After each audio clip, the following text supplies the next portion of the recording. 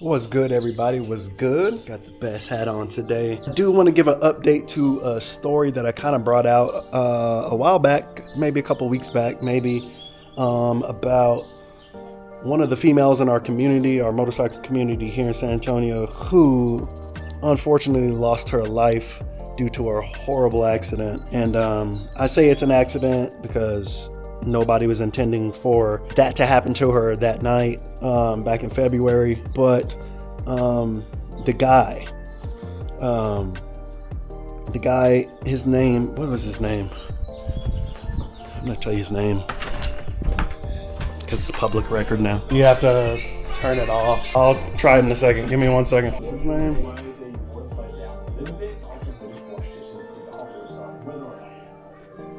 Marcus Garcia. I will in a second when I'm done with this video. Yeah, so, they finally caught the guy. They finally caught him. His name is Marcus Garcia. I think he's around like 30 something. He's in his late 30s, I think, or mid 30s. But they finally caught his ass. They caught him. I don't know why it took so long, almost a month, longer than a month. I don't know why it took so long for them to catch him. But I'm seriously disappointed in SAPD right now because not only was he like on the run for this amount of time, but when they finally caught the dude, when they finally got this guy, he had the nerve to fucking lie to the police and tell them that they were racing, him and a friend and a couple of other friends, somebody on another bike. They were racing, having fun, obviously, and he said that she jumped off the bike at a stoplight and got onto another person's bike, and he didn't know that she had even had an accident until the next day or whenever they had put out the news. And he was so, I'm guessing he was so afraid that he didn't really want to put his face out there or, be out in the community because he was probably afraid of getting caught. Anyway, he got caught. And he had the nerve to say that the girl switched motorcycles. Well, SAPD, they countered that, and they pulled multiple surveillance videos from businesses that were on that Calabar Street that she had been found on the next morning. And when they looked at those surveillance videos, they saw that, what did they see? They saw that indeed him and another person on another bike, they were indeed at a stoplight and they were racing. They raced after the stoplight, going about 70 something in a 40 or 45. And what ended up happening is, I guess they got out of view, so they weren't able to actually see the accident.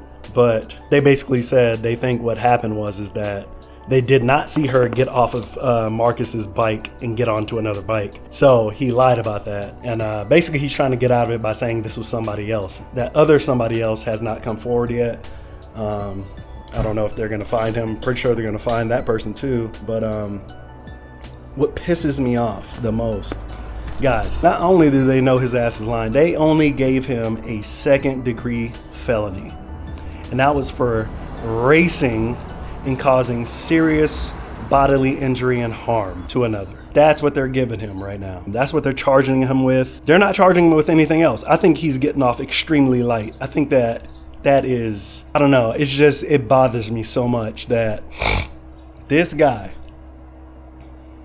left the scene of a crime, an accident. It was an accident to begin with, but he left the scene of the accident, which then later turned into a crime.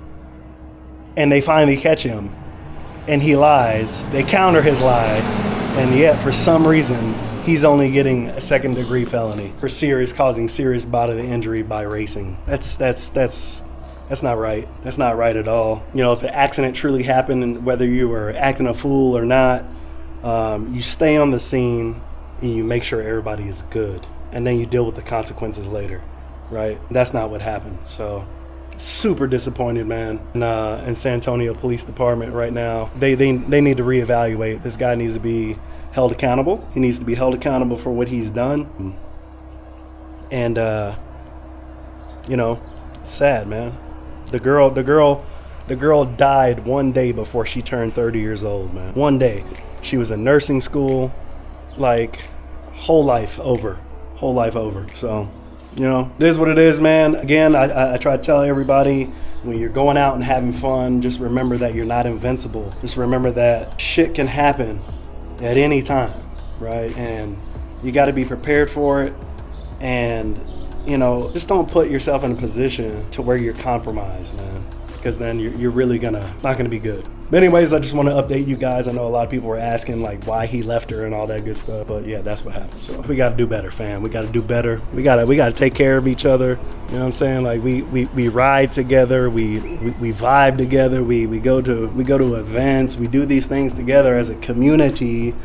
And then, you know, nobody cares about anything until something bad happens, but everybody sees the bad happening, but nobody gets hurt. But when somebody gets hurt, then all of a sudden everybody comes out the woodwork and they're like, oh my God, oh, he always does this, or they always do that, or, you know what I'm saying? It's just like no accountability, man. No, we need to do better as a community, because this is hot garbage. This is trash. Anybody who did what Marcus Garcia did, honestly, should be behind bars for a very long time. It's neglectful. That was neglected. She could have been saved if they didn't leave.